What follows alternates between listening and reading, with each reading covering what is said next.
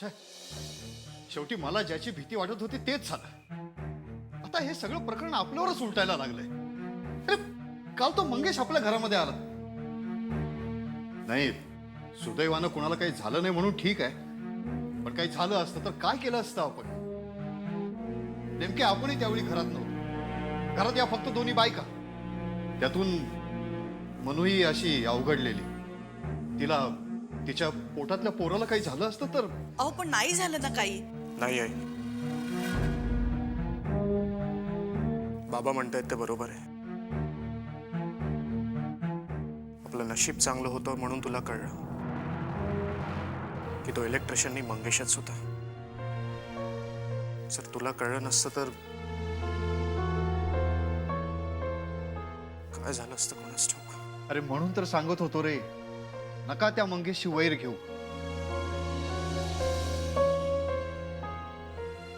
पण माझं कोणी ऐकलं नाही. आता काय करावं तेच कळत नाही. अरे अरे, जो माणूस आपल्या घरामध्ये घुसू शकतो तो माणूस बाहेर आपल्यापैकी कुणालाही गाठून काहीही करू शकतो. छे, आपल्या सगळ्यांचं घराबाहेर पडणंही कठीण झालंय आता. मला तर काही कळतच नाहीये काय करावं ते. बाबा तुम्ही काळजी नका करू. आपल्या सगळ्यांच्या सिक्युरिटीसाठी सतत 2 कॉन्स्टेबल घराच्या बाहेर असतील. पण हो, कोणीही मला सांगितल्याशिवाय घरातून बाहेर पडायचं नाही. अरे आकाश, पण नीरजाच्या लग्नाचं काय? तेही होईल. अगदी तुम्हाला हवं तसंच होईल. 24 तासाच्या आत मी त्या मंगेशला शोधून काढेन. आत्ताच मी देशमुख सरांशी बोललो. त्यांनी मला मंगेशसाठी शूट ॲट साईटचे ऑर्डर्स दिलेत. कारण आता तो त्याचं भान विसरलाय.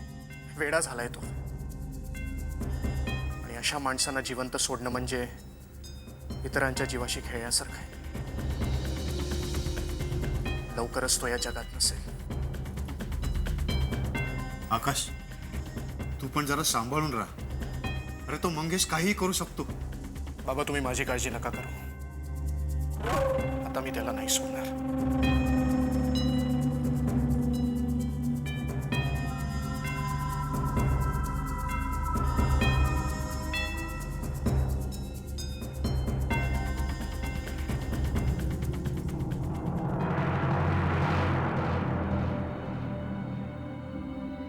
यश रानडे.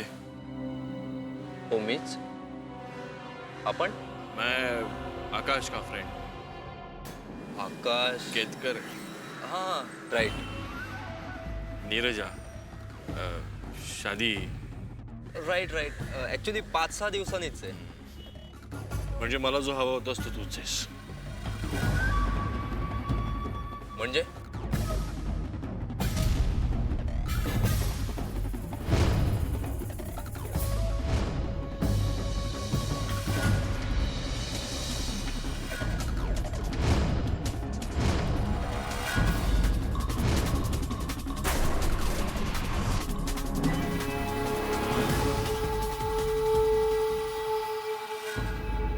काय? दामोदरची डेड बॉडी सापडली? हो सर, त्याला गोळी घालण्यात आली होती. याचा अर्थ नक्की त्याला मंगेशने मारलं असणार. हो, त्याच्यापर्यंत आपण पोचलो तर तोही पकडला जाईल की काय, म्हणूनच त्याने असं केलं असणार. वेडा झालाय तो. वेड लागलाय त्या मंगेशला. आज स्वतःच्याच माणसाला मारलं, उद्या उठून तो कोणालाही मारू शकतो. त्याला लवकरच आवर घालायला हवा. दामोदर जवळ काही पुरावा सापडला? नाही सर, मंगेशने त्याच्या विरुद्ध एकही पुरावा सोडलेला नाही. त्याला पकडण्याची आपली शेवटची संधी गेली. नाही नाही नाही नमिता, मी अजून हरलो नाहीये आणि ही शेवटची संधी नाहीये. आपण त्याला सोडायचं नाही. दामोदरच्या ओळखीच्या सगळ्या लोकांची माहिती मिळवा. त्याचं घर, त्याच्या आजूबाजूचे जे कोणी असतील त्यांची चौकशी करा. मला मंगेश हवाय. बाय हुक और बाय क्रूक मला मंगेश हवाय.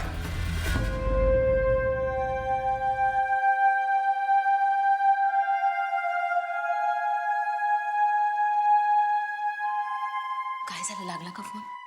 नाही, त्याचा फोन बंद येतोय. 100 वेळा तरी ट्राय केला असेल आतापर्यंत. आता याने बंद करून का ठेवला फोन? का बिघडला असेल फोन? मान्य आहे बिघडला असेल अहो, पण दुसऱ्या फोनवरून घरी कळवायला नको का उशीर होणार आहे ते? त्याने तसं काही केलं नाही, अजून घरी आलेला नाहीये तो. कुठे गेला असेल कोणास ठाऊक. अगं येईल तो. एवढी काळजी काय करतेस? आणि आता लहान आहे का? थोडे दिवसात लग्न होणार आहे त्याचं. म्हणून काय झालं अहो? घरी यायला जर उशीर होणार असेल ना तर त्याने हे फोन करून सांगायलाच हवं. मी आई हो त्याची, काळजी वाटते मला. आणि मुख्य म्हणजे आजवर यश असा कधीच वागला नाही म्हणून जास्त काळजी वाटते. तुम्ही सगळ्या मित्रांना फोन केलात ना? केला होता, पण तिकडे नाही येतो. अरे देवा, कुठे गेलाय कोणास ठाऊक. रागिणी, मला वाटतं तो नीरजाकडे गेला असेल. तिथे कशाला जाईल तो? आता कमाल आहे तुझी. अगं थोडे दिवसांनी तिच्याबरोबर लग्न होणार आहे. भेटावं असं वाटलं असेल म्हणून गेला असेल. त्यांच्याकडे फोन करून पहा. तिथे असेल तर निदान मनाला शांती तरी मिळेल. ठीक आहे.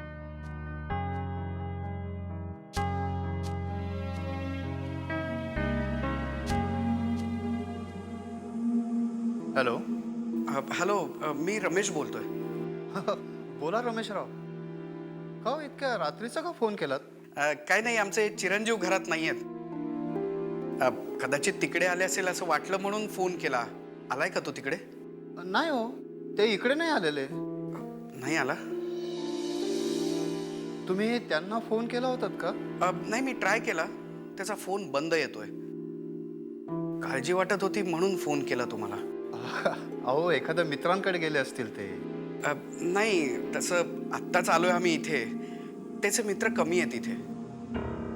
जे काही ऑफिसचे मित्र आहेत त्यांच्याशी फोन झालाय माझा. त्यांच्याकडे नाही येतो. अहो रमेशराव, येतील ते परत. तुम्ही काळजी करू नका. नाही तर मी असं करतो, मी येऊ का तिकडे? आपण नाही, तशी गरज नाही वाटत आहे. थोडा वेळ वाट बघतो आम्ही. कदाचित तोपर्यंत येईल तो. हो, पण ते आले की लगेच कळवा आम्हाला. हो हो, नक्की. ठेवू फोन? हो, ठेवा. आता हे काय नवीनच संकट आलंय. देवा, लवकर घरी पाठव रे यशरावांना. ए अरे सोड मला. कोण आहे तू? सोड. ए अरे काय बिघडवलं मी तुझं? सोड ना. ए कुठायस तू? ए सोड मला. सोड.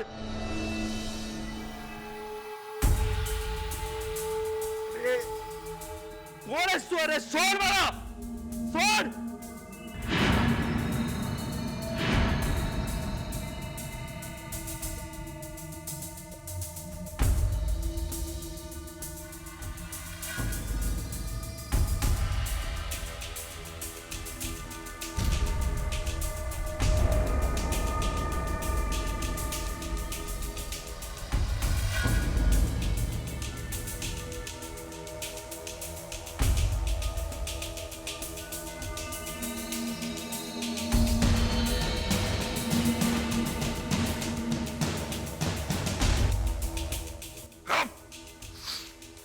पाहिजे गोळी घालीन.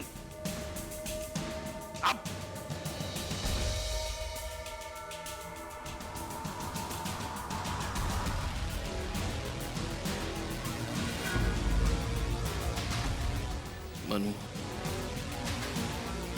आयुष्यातून उठवलंस मला. आता बघ बघ मी तुझ्या आयुष्याशी कसं खेळतो ते. आता तुला मी म्हणेन तसंच करावं लागेल, तसंच वागावं लागेल.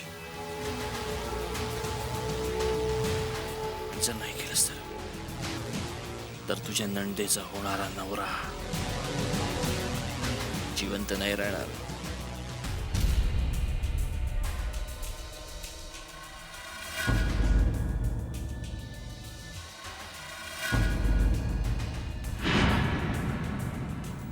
म्हणून आता माझ्या तालावर नाचशील तू. मला हवी तशी.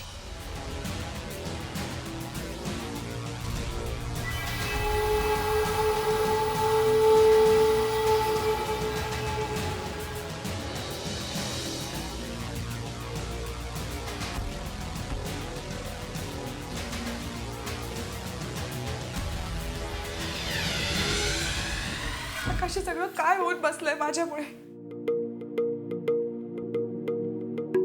रडून काय होणार आहे? मग काय करू मी? तुम्हा सगळ्यांना किती त्रास होतोय माझ्यामुळे. नीरजाचं लग्न तोंडावर आलं आणि ते यशचा काही पत्ता लागत नाहीये. पण यात तुझी काय चूक? आकाश, अरे हे सगळं मंगेश करतोय. नाही, मला नाही वाटत. का? यश विषय त्याला काय माहित? आकाश, असं काय करतोयस? तो माणूस काल आपल्या घरात घुसला होता. ह्याचाच अर्थ तो आपल्या घरावर पाळत ठेवणे. मग इथे काय होतंय काय नाही हे त्याला माहित असणारच ना. हे सगळं करून तो काय मिळवणार? त्याला सूड उगवायचा माझ्यावर. तो हे सगळं फक्त माझ्यासाठी करतोय. आकाश, मला खरंच खूप भीती वाटते. तो मला जिवंत नाही सोडणार. आकाश, मला नाही मरायचंय. आपल्या बाळासाठी. आपल्या बाळाला वाचव आकाश. आपल्या बाळाला वाचव. मनू, शांत शांत हो मनू. काही होणार नाही आपल्या बाळाला. तू काळजी नको करूस. मी त्या मंगेशला सोडणार नाही. खूप झालं, खूप सहन केला आपण. कायद्याचा विचार करून गप्प बसलो मी, पण आता नाही. आता कायदा हातात घ्यावाच लागेल. त्यांनी यशच्या केसालाही हात लावला ना तर तो जिवंत राहणार नाही. शांत शांत.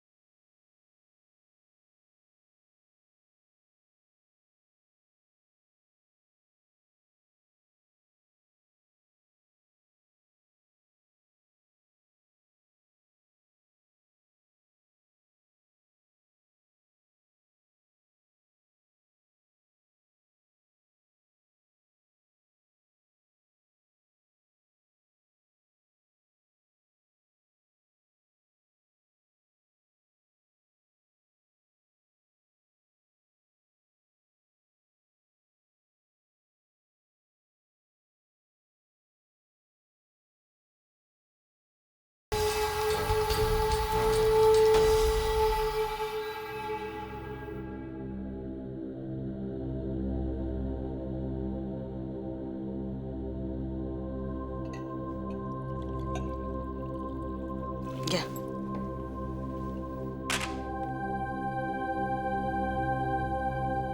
केलात का त्यांच्याकडे फोन? हो, केला होता. यशराव अजूनही घरी आलेले नाहीयेत. अजूनही घरी गेले नाहीत? नाही ना, आता मलाही आता काळजी वाटायला लागली आहे ग. कालपासून ते घरी नाहीयेत. काय होऊन बसलो हे? इथे नीरूचं लग्न तोंडावर आलं आणि हे काय होऊन बसलं? त्यांचं काही बरं वाईट तर झालं नसेल ना? टेन्शन येतं हो. त्यात मंगेशही जेलमधनं बाहेर आलाय. खूप टेन्शन आलंय मला आता. नाही, मला नाही वाटत त्या मंगेशचा याच्याशी काही संबंध असेल म्हणून. मग असे अचानक कुठे गेले आणि रात्रभर घरीच आले नाहीयेत? आता काळजी करून काय उपयोग आहे? हे होणारच होतं. म्हणून मी पहिल्यापासून सांगत होतो, या मंगेशच्या फंदामध्ये पडू नका. अगं, अशा या असल्या निर्डावलेल्या गुन्हेगारांविरुद्ध लढणं, त्यांना कोर्टात खेचणं, त्यांना शिक्षा मिळवून देणं ही आपल्यासारख्यांची कामं नाही आहेत. सांगत होतो मी पहिल्यापासून. म्हणून उगाच त्या मंगेशची दुश्मनी घेतली आणि माझा विरोध असूनही तुम्ही सगळ्यांनी तिला मदत केली. पण काय झालं? मीच बरोबर होतो. काय काय होतंय काय आता?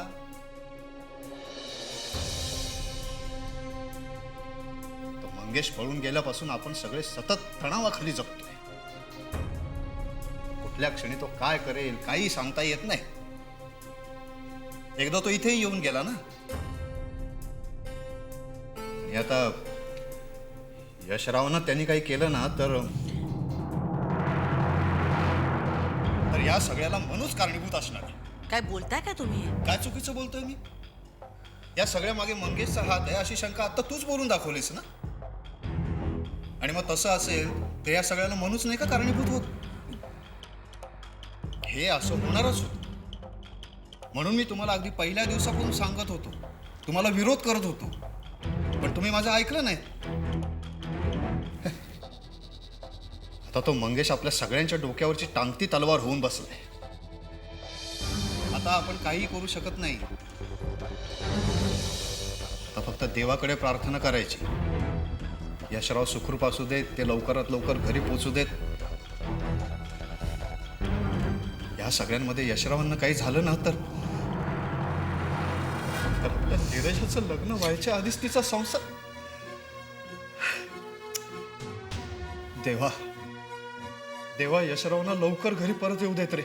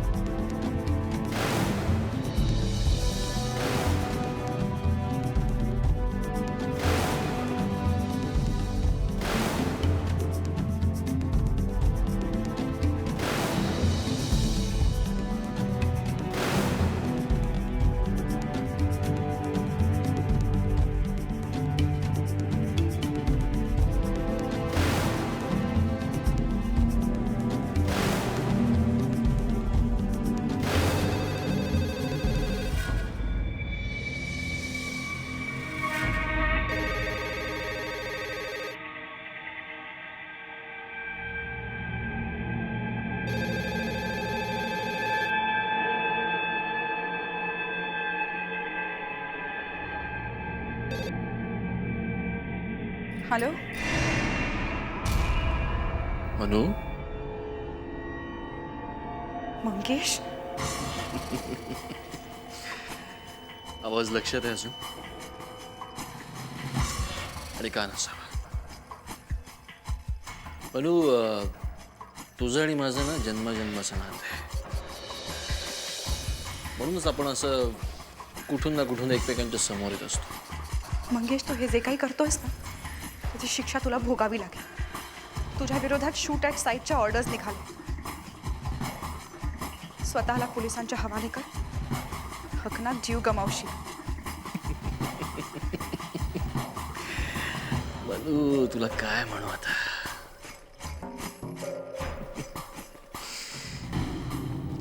त्या 4 भिंतीमध्ये कोंडलंस मला तू. जीव कुतमरत होता माझा.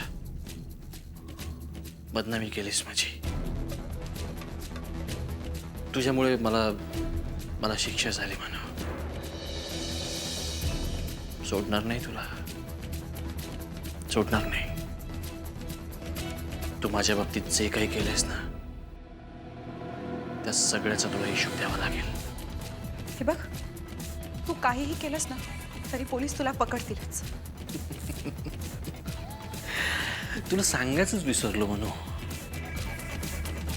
तुझ्या नंदेचा होणारा नवरा आहे तसं नाव यश.